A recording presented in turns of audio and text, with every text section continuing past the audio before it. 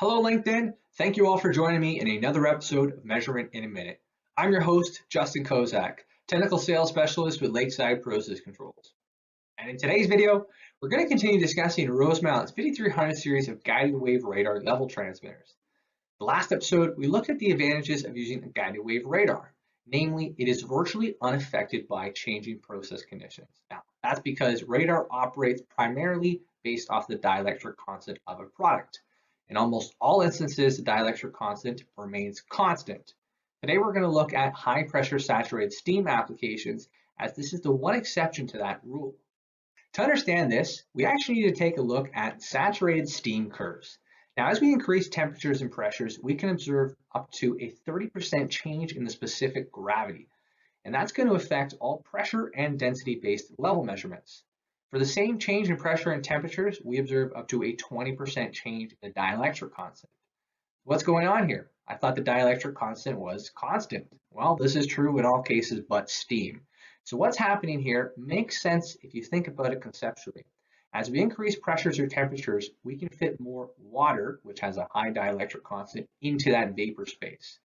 And once that vapor space dielectric constant increases beyond 1, it starts to impact the measurement. Well, how does it impact the measurement? You have to understand guided wave radar is based off of a time of flight measurement.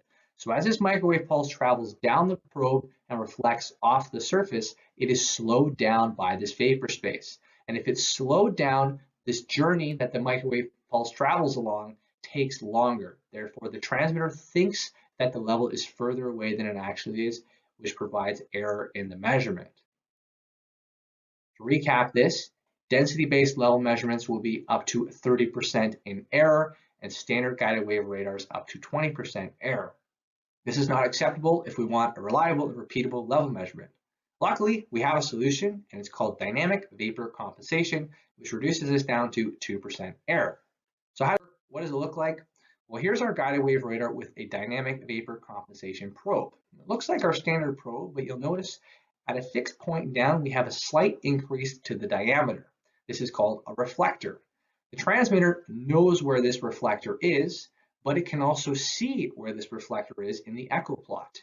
And we simply compare these values to determine if the dielectric constant is impacting the measurement. So as we can see, the microwave pulse travels down, and if it sees that this reflection is further away than it should be, well, it can compensate the level measurement by a similar proportional amount.